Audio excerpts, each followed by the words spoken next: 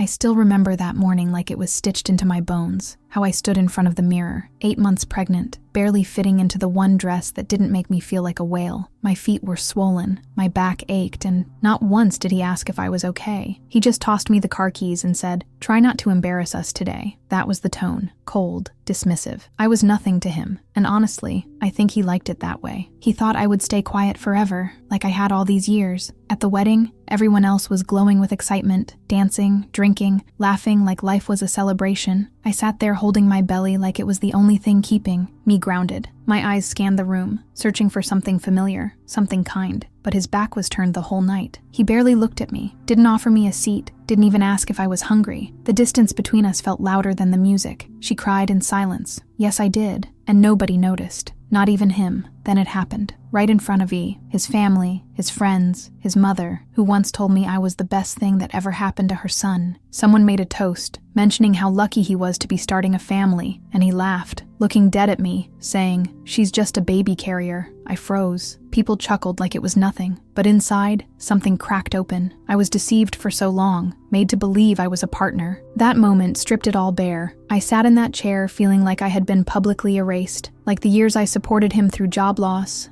debt, and depression meant nothing. He broke me first with his silence, but that moment, that was a full-blown betrayal. I had given up friendships, my career, my name, just to become a baby carrier. It hit me hard, and yet I didn't say a word. My silence was my answer. But oh, something in me shifted, the kind of shift you don't come back from. They say betrayal doesn't always come with a knife. It comes with a laugh, a look, a sentence that cuts deeper than steel. That sentence, it split me in two. Half of me wanted to run. The other half wanted revenge, real revenge. The kind that doesn't scream, it builds. That night, I replayed his words 100 times, every time. It stung a little less and lit a little more fire inside me. He thought I would stay, but I wouldn't. Not anymore. The saddest part? Nobody flinched. Nobody defended me. His sister looked down, awkwardly sipping her wine. His best friend laughed harder, and my own mother-in-law, she just smiled politely. I realized then, nobody believed her, the woman I used to be. The woman who held his hand when he had nothing, who forgave every cruel word, who waited up for him every night he stayed out too late.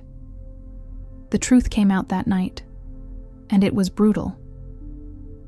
Later, in the bathroom, I looked at myself again. Mascara, smudged, eyes glassy, my hands resting on the curve of my belly. I whispered, "You deserve better." And it wasn't just for me, it was for the baby growing inside me who would never hear me say, "This is what love looks like." While being treated like I didn't matter, that bathroom mirror became my first witness. She planned it all, my future self, the one I hadn't met yet. She was waking up. I walked back out, calm but hollow. He didn't even notice I was gone. Of course he didn't. He was too busy charming the crowd, playing the good guy. I watched him through a lens I hadn't used before. Everything was performative, a lie wrapped in tuxedo threads and champagne toasts. He betrayed me long before that night, but now I saw it, clear as day. I had found the messages months before, the late-night calls, the disappearing acts. I was just too scared to admit it. That night, I wasn't just humiliated, I was awakened. Humiliation has a funny way of forcing transformation. It strips away the illusions and shows you who you really are, and who they really are too. I wasn't weak, I was surviving. And now I was ready to fight differently, quietly, strategically. That version of me who cried in silence, she was still there, but she wasn't alone anymore. Something darker was rising, something stronger, and it was only the beginning. Because when someone shows you how little you mean to them in front of a crowd, there's a part of you that dies, but there's also a part that's reborn. That's what they don't see coming. He never saw it coming, but I did. And next, well, let's just say the microphone found its way into my hands. They say timing is everything, and that night, the universe handed me a moment I didn't expect, like it had been watching, waiting, and finally whispered, "Now." Someone handed me the mic during speeches. "Just a quick thank you to the Yeo couple," they said. But when I stood up, belly round, voice shaking, and heart pounding, I felt something ancient wake up inside me. Not rage, not bitterness, power. Quiet, deliberate, dangerous power. My hands trembled at first. I could feel every eye on me, including his. He gave me that look, the one that says, "Don't make a scene." The same look he gave when I cried over his coldness, when I found the messages, when I begged him to show up as a husband, I looked straight back at him and smiled. Not a sweet smile, a knowing one. One that said, "I'm not scared of you anymore." And that, in itself, was my first act of rebellion. I started slow, gentle even, congratulated the bride, praised the flowers, laughed about the seating chart mix-up. Everyone exhaled, thought I'd behave. He relaxed. But I wasn't done, not even close. I shifted tone. I talked about sacrifice, about what it really takes to build something lasting, about showing up when it's inconvenient, loving someone when it's hard. I wasn't speaking to the couple anymore.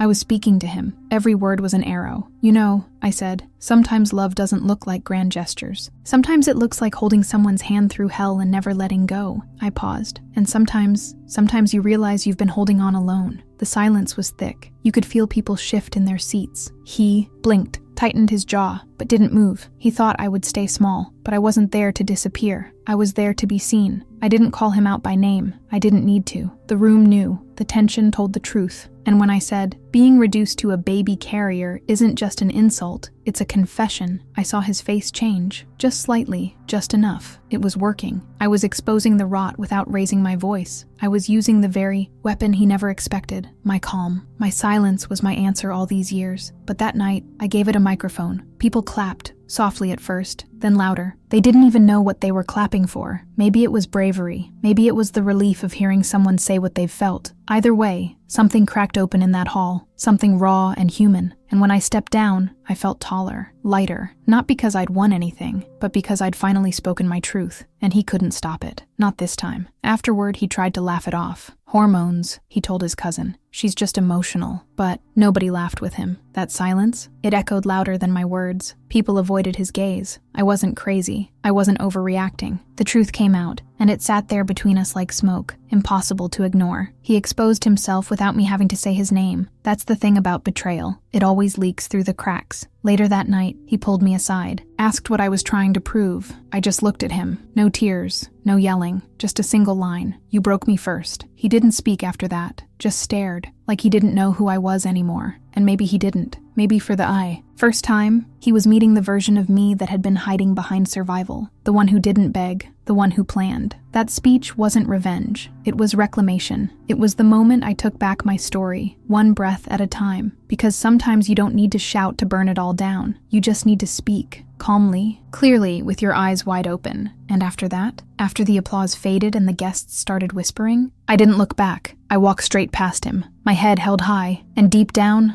I knew. She finally left. Even if my body was still there, my soul had already gone, and that was only the beginning. Because after the mic, after the silence, came the part he never saw coming, the part behind closed doors, where the real war began.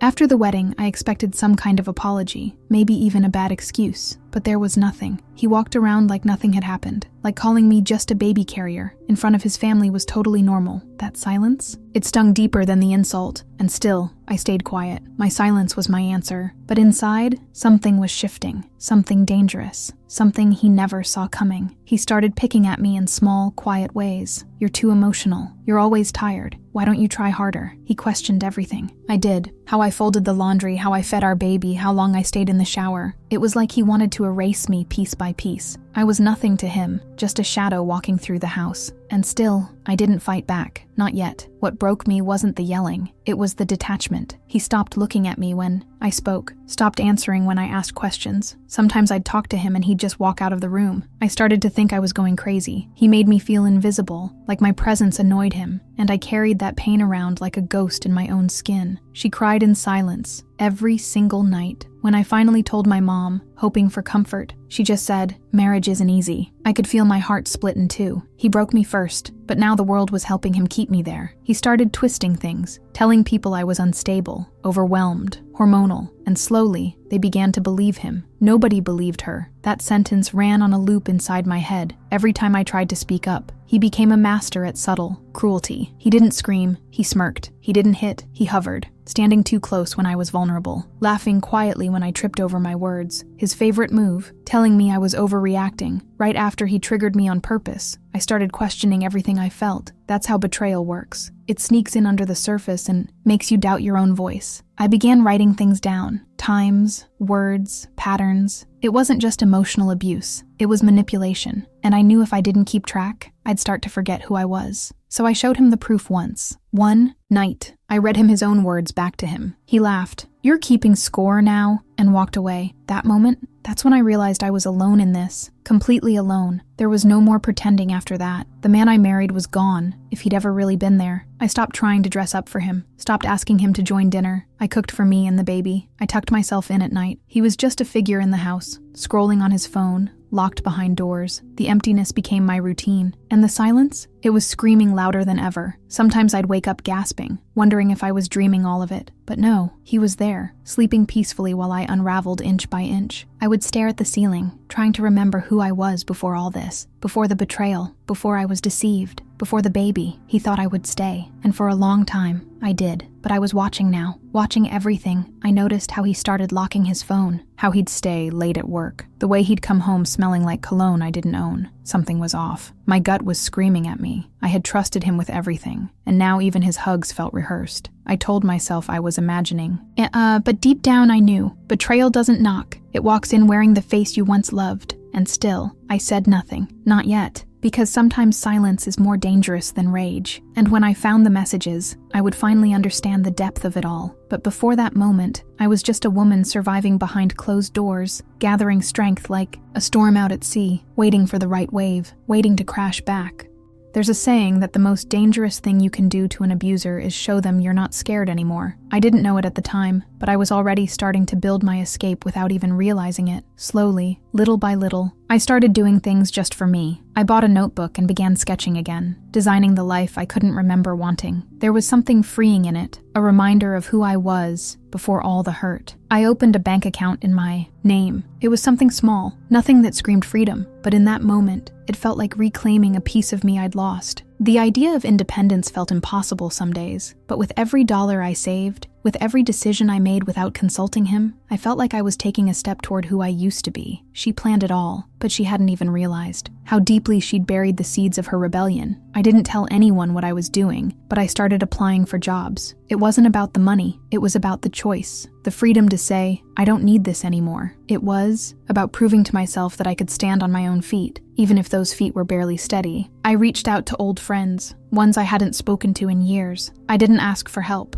I asked for connection, just the simple act of talking to someone who remembered the old me, someone who didn't know the wife or mother version I had become, gave me strength. There were days when I felt like I was drowning. It was like I was watching myself from the outside, watching this woman trying to breathe under the weight of it all. He'd never notice. Not yet. He was too busy with his own life, but I could see it, feel it deep inside. The change that was happening in me. I was becoming someone new, someone stronger. It was like digging up a hidden treasure that had been buried for far too long. One day I bumped into an old mentor, someone who'd once believed in my potential and had watched me fade away over the years. She asked me how I was doing, and I remember the way her eyes searched mine. There was a knowing there. She saw through the fake smile, through the exhaustion. I remember her saying, "You don't have to stay like this, you know." I didn't have the words to explain it, but in that moment, I knew she was right. That night, as I tucked my baby in, I made a decision. I was leaving. I didn't know when, but I was getting out. I started making a list. Things I needed to do, things I needed to hide. I began researching daycare options, finding places that would take care of my baby while I built a life without him. That was the first time I started thinking beyond survival. I wasn't just getting away. I was planning a future. But the hardest part? Not letting him know what was coming. He'd never see it coming. I had to be quiet, careful. I knew if I made one wrong move, he'd twist the narrative, make me look crazy, gaslight me into thinking I was overreacting. It was a game of chess, and every move had to be calculated. I began setting up a burner phone, something he wouldn't know about. Each step felt like I was peeling back the layers of a prison. Sometimes, when I sat in silence, I could almost hear his voice in my head, telling me I was too weak, too stupid, too fragile to ever make it on my own. But every time I heard that voice, I fought it back. I wasn't weak. I wasn't stupid. I was fighting for myself, for the woman I knew I was, and for the woman I was about to become. He had no idea what was coming, and that thought alone kept me going. With every piece of my plan falling into place, I felt something I hadn't in years: hope. It was small at first, like a flicker in the dark, but it was real. I wasn't stuck anymore. My life was mine to reclaim, and when I finally made that first phone call to a shelter, I knew the time would come soon. The fear I felt was still there, but it was being drowned out by something much stronger: determination. The night before I left, fear was my constant companion. Every creak of the house, every whisper of wind outside, felt like a warning. I kept telling myself, just one more night, you can do this, just wait. But waiting had never been my strength. I had learned that the hard way. So, in the quiet of the night, I packed the last of the essentials: my baby's things, a few clothes, the birth certificate, and a few other documents hidden away in a small, inconspicuous folder. I couldn't afford to miss a single detail. Kept telling myself I had to be smart. The world I was leaving behind was dangerous in its own way, subtle, manipulative, and filled with lies. He'd convinced me I was nothing to him, that I'd never survive without him. So, I couldn't just run away. I had to vanish. Every action had to be precise, deliberate. There couldn't be any room for error. I'd heard stories of women who left and never looked back, but they didn't have a man like him, one who would fight to keep me trapped. At 4 a.m., everything was in motion. I could feel the weight of the moment. This was it. This was the moment everything changed. My heart pounded as I kissed my baby's forehead, knowing she was going to be okay. She didn't deserve to live in a house filled with silence, with emotional neglect. She deserved so much more, and I was going to give her that. I was her mother, and I was going to be strong for her. I slipped out of the house quietly, like a shadow in the night. The house that had once been my prison now seemed distant, like a memory I could never fully escape.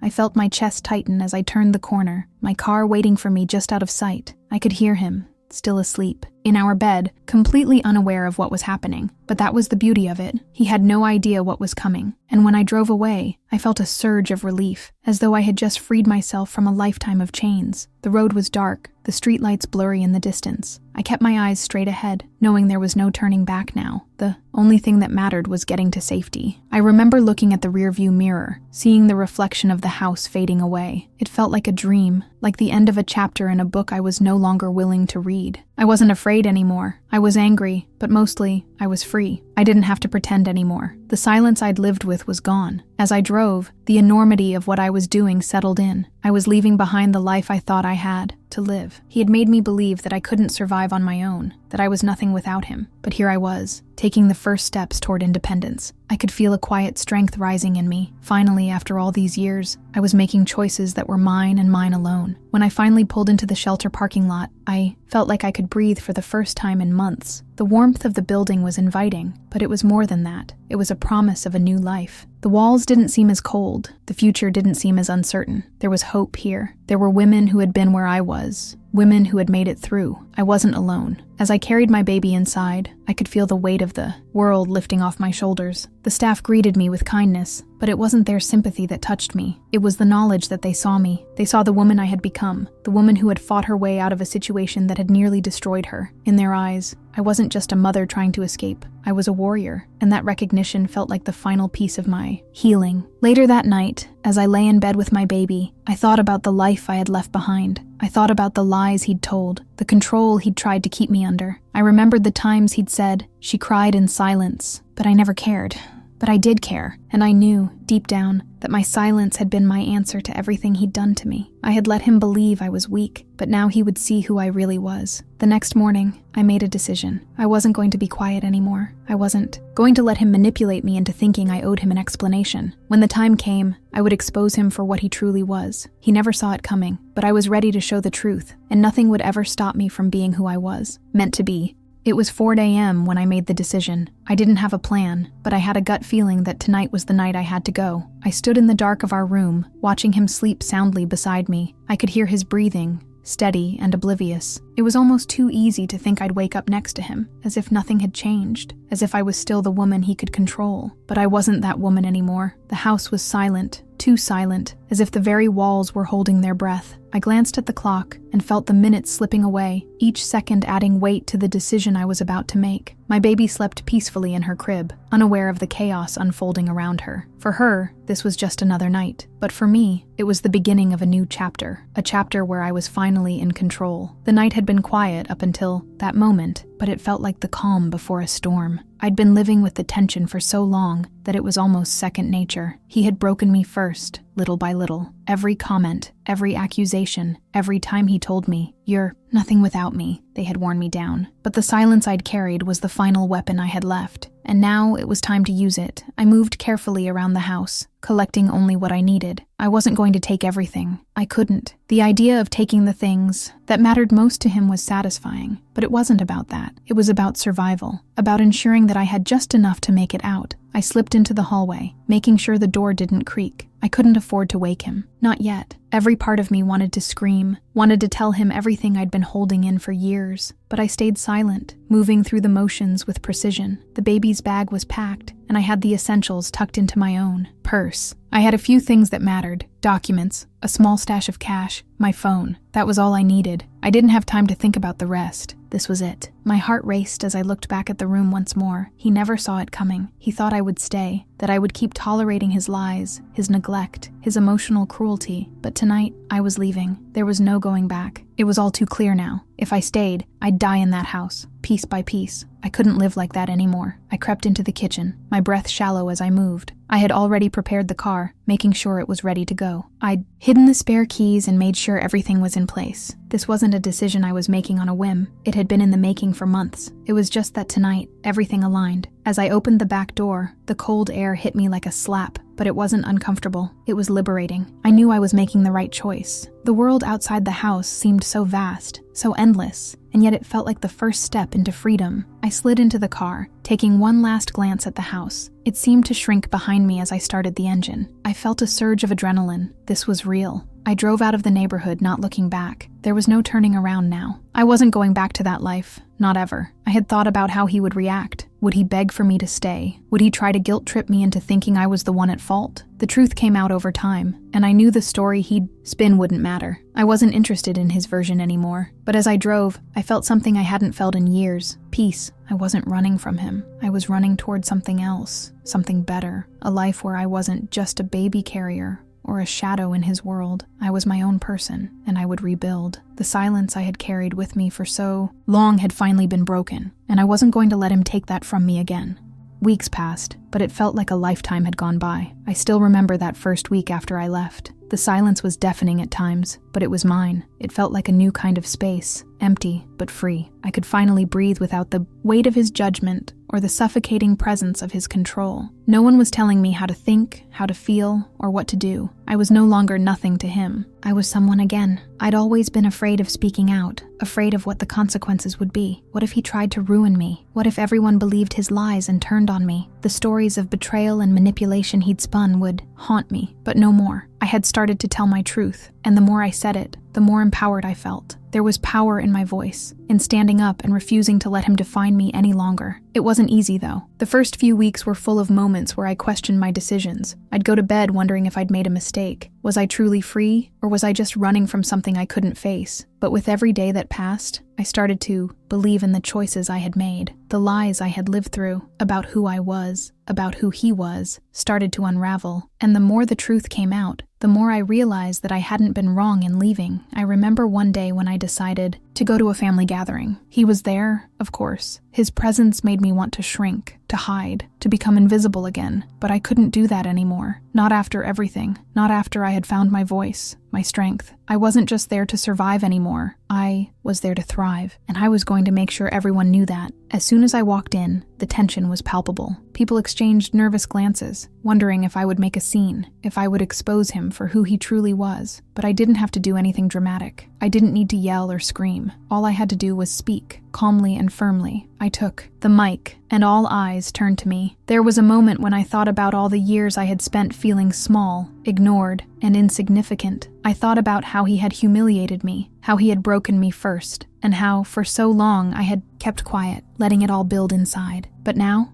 I was in control. I was no longer going to let his version of the story be the only one people heard. The words came out more easily than I expected. "You all know me as his wife," I started, my voice steady. "But what you don't know is the truth behind that. I was deceived. I was betrayed, and I was made to feel like I wasn't enough. The room grew still, the weight of my words settling over everyone. I didn't need to make excuses or apologize. I wasn't here for anyone's approval. I was here to claim what was mine, to expose the lies and let them know that I wasn't going to stay quiet anymore. I'm not here to play the victim, I continued, but I am here to tell you that I'm stronger than I've ever been, and I will no longer be silenced. He sat there, face pale, his mouth opening and closing in disbelief. He never saw it coming. All this time, he had assumed he had control, that I would stay and tolerate his behavior, but I had already broken free. My silence had been my answer, but now, my words were my power. The room was filled with an uneasy silence, but there was something else there too: respect. People were listening. For the first time in years, I felt like I was truly seen. No one believed the lies he had told, and they were finally hearing me. I wasn't the only one who had suffered from his actions, and I wasn't the only one who would break free. By the time I was done speaking, I felt a weight lift from my shoulders. It wasn't about revenge or humiliation. It was about reclaiming my story. It was about stepping into my own truth and owning it. And as I looked around the room, I knew that my journey wasn't over, but it was just beginning.